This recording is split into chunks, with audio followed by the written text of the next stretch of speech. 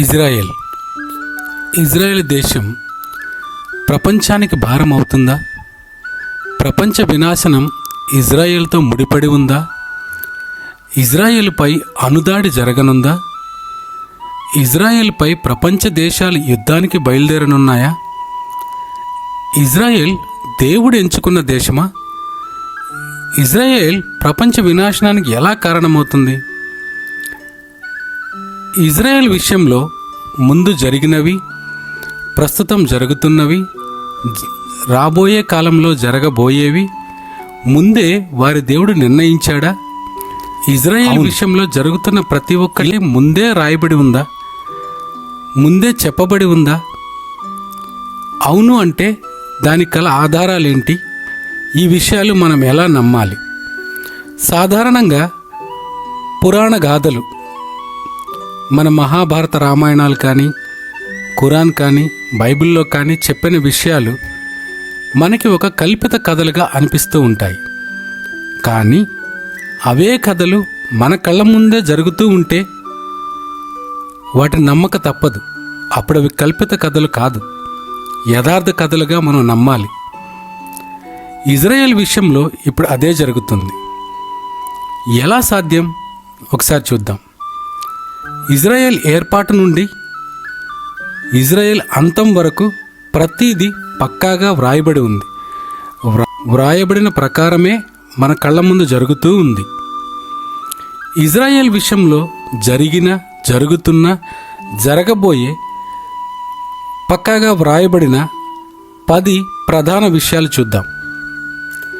అందులో మొదటిది, ఇజ్రాయెల్ ఒక జాతిగా పునరుద్ధరించబడుతుంది. ఇజ్రాయెల్ అన్ని జాతులలో చెల్లాచెదురవుతుంది. ఇజ్రాయెల్ ప్రతిజ్ఞ చేసిన భూమిలో ప్రవేశిస్తుంది. ఇవి ఇజ్రాయెల్ విషయంలో బైబిల్లో వ్రాయబడిన విషయాలు. ఇవి ఇప్పుడు మన కళ్ళ ముందు జరిగాయనే చెప్పాలి. ఇక్కడున్న మ్యాప్ని మీరు చూడండి. ఇది ప్రస్తుతం ఉన్న ఇజ్రాయెల్ దేశం యొక్క మ్యాప్. కానీ ఈ ఇజ్రాయెల్ అనే దేశం పశ్చిమ ఆసియా భూభాగంలో ఉన్న దేశాలతో పోలిస్తే కేవలం 0.3% భూభాగాన్ని మాత్రమే కలిగి ఉంది. కేవలం 1 కోటి మంది జనాభా కలిగిన దేశం, అతి చిన్న దేశం. ఇజ్రాయెల్ అనే దేశం 1948 సంవత్సరం మే 14వ తారీఖున ఒక దేశంగా ప్రకటించబడింది. అప్పటి నుండి, అది ఏర్పాటైన దినము నుండి నేటి వరకు కూడా అది ఏదో ఒక దేశంతో ఏదో ఒక విధంగా యుద్ధాలు చేస్తూనే ఉంది. గడిచిన 70 సంవత్సరాలుగా యుద్ధాలు చేస్తూనే ఉంది. కానీ ఆ దేశం అభివృద్ధి చెందుతూనే ఉంది, మనుగడ సాగిస్తూనే ఉంది. ఒక చిన్న దేశం 70 సంవత్సరాలుగా యుద్ధాలు చేస్తూ, ఒక పక్క టెక్నాలజికల్గా అభివృద్ధి చెందుతూ నేటికి మనుగడ సాగిస్తూ ఉండటం అనేది సాధారణమైన విషయం కాదు. కానీ ఇది ఇజ్రాయెల్ విషయంలో సాధ్యపడుతుంది. ఎలా సాధ్యం? ఇజ్రాయెల్కి దేవుడు తోడుగా ఉన్నాడా? అవుననే చెప్పాలి. ఇప్పుడు మనం 3 విషయాలు చూసాం. మొదటిది, ఇజ్రాయెల్ ప్రతిజ్ఞ చేసిన భూమిలో ప్రవేశిస్తుంది అని వారి బైబిల్లో రాసింది. ఇజ్రాయెల్ ఒక జాతిగా పునరుద్ధరించబడుతుంది అని బైబిల్లో రాసింది. అన్ని జాతుల నుండి తిరిగి కూడబెట్టబడుతుంది. ఈ విషయాన్ని చూద్దాం. అన్ని జాతుల నుండి తిరిగి కూడబెట్టబడుతుంది అంటే ఎక్కడెక్కడి నుంచో కూడి వచ్చి వారు ఒక దేశంగా ఏర్పడతారని దాని అర్థం. ఎక్కడెక్కడి నుంచో రావటం అంటే ఇజ్రాయెల్ దేశము, ఇజ్రాయెల్ ప్రజలు అక్కడే ఉండి దాన్ని దేశంగా పొందుకోలేదు. వారెక్కడో యూరప్ దేశాల నుంచి, ప్రపంచ నలుమూలల నుంచి కూడి వచ్చి ఒక ప్రదేశంలో నివసించి ఆ ప్రదేశాన్ని వారి దేశంగా ప్రకటించుకున్నారు. అదే నేటి ఇజ్రాయెల్. ఎందుకు వారు ఎక్కడెక్కడి నుంచో రావాల్సి వచ్చింది? దానికి గల ప్రధాన కారణం, ఇక్కడ ఉన్న ఒక లెటర్ చూడండి. ఈ లెటర్ స్వయంగా హిట్లర్ సంతకం చేసిన లెటర్. ఈ లెటర్లో ఏం రాసిందంటే, యూదులని భూమి మీద లేకుండా నాశనం చేయటమే నా ప్రధాన లక్ష్యం అని రాసింది. ఇది హిట్లర్ స్వయంగా సంతకం చేసిన లెటర్. 1919 సెప్టెంబర్ 16వ తారీఖున, అప్పటికి హిట్లర్ ఇంకా జర్మన్ అధ్యక్షుడు అవ్వలేదు. అవ్వక ముందు అతను రాసిన లెటర్ ఇది. యూదులని అసలు భూమి మీద లేకుండా చేయాలనేది తన ప్రయత్నం. ఈ ప్రయత్నంలో హిట్లరు 60 లక్షల మంది యూదులను చంపేశాడు. ఆ మారణహోమం జరుగుతున్న సమయంలో ఒక జర్నలిస్ట్ తీసుకున్న చొరవ, ఒక జర్నలిస్ట్ చూపిన చొరవ ప్రపంచం నలుమూలలో ఉన్న యూదులందరినీ మరలా ఒక చేట కూడుకోవటానికి అవకాశం కల్పించింది.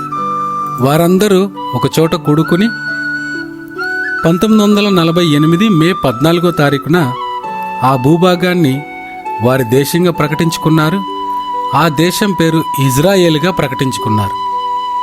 ఇక్కడ చూస్తున్న అప్పటి న్యూస్ ఆర్టికల్ చూడండి. State of Israel is Born, Israel అనే దేశం పుట్టింది అనే అప్పటి వార్తాపత్రికలు వచ్చిన ప్రకటన. ఇది మన సమకాలీన కాలంలోనే జరిగింది. వీటికి అన్ని ఆధారాలు ఉన్నాయి. దేశం ఉంది, ఇప్పటికీ అక్కడ ఒక రాజ్యాంగం ఉంది, దేశం నడుస్తూ ఉంది. ఇది మన కళ్ళ ముందే జరిగింది కాబట్టి ఇది మనం నమ్మాలి. ఇది పురాణ గాథ కాదు, యథార్థ గాథ. ఇక్కడున్న మ్యాప్ చూస్తే 1917లో ఇజ్రాయేలు నివసించిన ప్రదేశం నేడు 2026 సంవత్సరంలో ఇజ్రాయేలు నివసిస్తున్న ప్రదేశం. ఇక్కడ 1917లో ఉన్న మ్యాప్ చూడండి. కనిపిస్తున్న చిన్న వైట్ కలర్ అది ఇజ్రాయేలీలు నివసించిన ప్రదేశం ఆ సంవత్సరంలో. అక్కడ నుంచి ప్రతిదినం ప్రతి సంవత్సరం వృద్ధి చెందుతూ 1947 సంవత్సరంలో ప్రధాన భూభాగాన్ని వాళ్ళు ఆక్రమించుకున్నారు. కానీ ఈ మధ్యలో ఉన్న ఇజ్రాయెల్ క్యాపిటల్ ఏదైతే ఉందో జెరూసలేం, అప్పటికి అది అటు పాలస్తీనాకి చెందలేదు, ఇటు ఇజ్రాయెల్కి చెందలేదు. కానీ 1948లో ఇజ్రాయెల్ అనేది ఒక దేశంగా ఏర్పడింది. పాలస్తీనా దేశానికి ఇజ్రాయెల్ దేశానికి మధ్య బోర్డర్స్ ఏర్పరచుకున్నారు. కానీ ఇజ్రాయెల్ దేశానికి రాజధాని అనేది లేదు. అప్పటికి అది కామన్ క్యాపిటల్ జెరూసలేం. కానీ ఇక్కడ ఒక అద్భుతం ఏంటంటే కరెక్ట్గా 2018 సంవత్సరం డొనాల్డ్ ట్రంప్ మొదటిసారి అమెరికా అధ్యక్షుడైనప్పుడు 2018 ఫిబ్రవరి 23వ తారీఖున అధికారికంగా జెరూసలేంని ఇజ్రాయెల్ రాజధానిగా ప్రకటించాడు. ప్రకటన జరిగింది 2017 డిసెంబర్ 6. కానీ అధికారికంగా జెరూసలేం ఇజ్రాయెల్ రాజధాని అయింది 2018 ఫిబ్రవరి 23. అంటే ఖచ్చితంగా ఇజ్రాయెల్ ఏర్పడిన 70 సంవత్సరాల తర్వాత. ఇది కూడా బైబిల్లో వ్రాయబడిన ప్రకారమే జరిగింది. 70 అనే సంఖ్యకి బైబిల్లో ఒక ప్రత్యేకత ఉంది. సరే, నెక్స్ట్ ఇజ్రాయెల్ అనే దేశం ఏర్పడిన తర్వాత వారు మెల్లిమెల్లిగా ప్రధాన భూభాగాన్ని ఆక్రమించుకుంటూ వచ్చి ప్రస్తుతం ఈ కనిపిస్తున్న వైట్ కలర్లో ఉన్న భూభాగం మొత్తం ఇజ్రాయెల్ ఆధీనంలో ఉంది. బైబిల్లో రాయబడిన మరొక విషయం, ఈ మధ్య కాలంలో బెంజమిన్ నెతన్యాహు ఒక ప్రెస్ కాన్ఫరెన్స్లో ఒక మ్యాప్ చూపిస్తూ ఇజ్రాయేల్ని మేము ఇంతవరకు వ్యాప్తి చెందించాలి అని చెప్పాడు. ఇప్పటికే అతి చిన్న దేశమైన ఇజ్రాయెల్ పక్కనున్న పొరుగు దేశాలతో యుద్ధాలు చేస్తూనే మనుగడ సాగిస్తూనే మళ్ళీ బెంజమిన్ నెతన్యాహు ఏమంటున్నాడంటే ఇజ్రాయేల్ మా భూభాగం ఇంత కాదు, ఇంకా ఉంది, దీన్ని మేము విస్తరిస్తామంటున్నాడు. అతను విస్తరిస్తానంటున్న భూభాగం ఏంటి అంటే ఇక్కడున్న మ్యాప్లో చూడండి. ఈ గ్రీన్ కలర్లో కనిపిస్తున్న బోర్డర్ వారికి బైబిల్లో వ్రాయబడిన ప్రకారం ఉన్న ఇజ్రాయెల్ బోర్డర్స్. ఇంత భూభాగం ఇజ్రాయెల్కి చెందాలి అని బెంజమిన్ నెతన్యాహు అంటున్నాడు. ప్రస్తుత దేశాలతో పోలిస్తే ఈజిప్టులో కొంత భాగం, లెబనాన్లో కొంత భాగం, టర్కీలో కొంత భాగం, సిరియాలో కొంత భాగం, జోర్డాన్ కొంత భాగం, ఇరాన్ ఇరాక్లో కొంత భాగం, సౌదీ అరేబియాలో కొంత భాగం, సౌదీ అరేబియా భాగం కాదు దాని బోర్డర్స్, ఇంతవరకు ఇజ్రాయెల్ భూభాగం అని వారి బైబిల్లో రాయబడింది. దాని ప్రకారమే బెంజమిన్ నెతన్యాహు ఇంతవరకు మా భూభాగాన్ని విస్తరిస్తాం, ఇజ్రాయెల్ దేశాన్ని విస్తరిస్తామని చెప్తున్నాడు. ఇది మన సమకాలీన రోజుల్లో జరగవచ్చు, జరగపోవచ్చు, కానీ బైబిల్లో అలా వ్రాయబడి ఉందని బెంజమిన్ నెతన్యాహు చెప్తూ ఉన్నాడు. అయితే మరొక విషయం, బైబిల్లో వ్రాయబడిన విషయం, రాబోయే రోజుల్లో ఏం జరగబోతుంది ఇజ్రాయెల్కి. ఇప్పటివరకు ఇజ్రాయెల్ విషయంలో బైబిల్లో రాసిన విషయాలు ఏమి జరిగినాయో మనం చూసాం. రాబోయే రోజుల్లో ఇజ్రాయెల్ విషయంలో ఏమి జరగబోతుందని బైబిల్లో వ్రాయబడింది అంటే, ఇజ్రాయెల్ పైకి ప్రపంచ దేశాలు దండెత్తి వస్తాయి, ఇజ్రాయేలు సగం భూభాగం నాశనమైపోతుంది, ఆ నాశనమైన భూభాగం ఆ నాశనమైన శకలాలు వారు శుభ్రం చేయటానికి వాళ్ళకి 3 సంవత్సరాల సమయం పడుతుంది. ఆ 3 సంవత్సరాల తర్వాత ఇంకొక 3 సంవత్సరాలు అక్కడ వేరే పాలన జరుగుతుంది. ఆ తర్వాత ఇజ్రాయేలు పూర్తి నాశనానికి దారి తీస్తుంది అని వ్రాయబడి ఉంది. బైబిల్లో వ్రాయబడిన ప్రకారం ఇజ్రాయేల్ మీదకి యుద్ధానికి వచ్చే దేశాలు, ప్రస్తుతం ఉన్న దేశాలలో Libya, Sudan, Turkey, Russia, Iran, Iraq, Kazakhstan, Russia, America, Azerbaijan, ఈ దేశాలన్నీ ఒకానొక రోజున ఇజ్రాయెల్ దేశం మీదకి యుద్ధం ప్రకటిస్తూ ఉంటాయి. ఇక్కడ బైబిల్లో చెప్పబడిన ప్రధాన విషయం ఏమిటంటే, గోగు మాగోగు దాడికి ముందు ఇజ్రాయెల్ స్థిరమైన శాంతిలో జీవిస్తుంది. ఆ తర్వాత ఇజ్రాయెల్ మీదకి గోగు మాగోగు కలిపి యుద్ధాన్ని ప్రకటిస్తారు. వీరితో పాటు మిగిలిన దేశాలన్నీ కలిపి గోగు మాగోగుతో చేతులు కలిపి ఇజ్రాయెల్ మీదకి యుద్ధానికి వెళతాయి అని వ్రాయబడింది. ఇక్కడ గోగు మాగోగు అంటే రష్యా.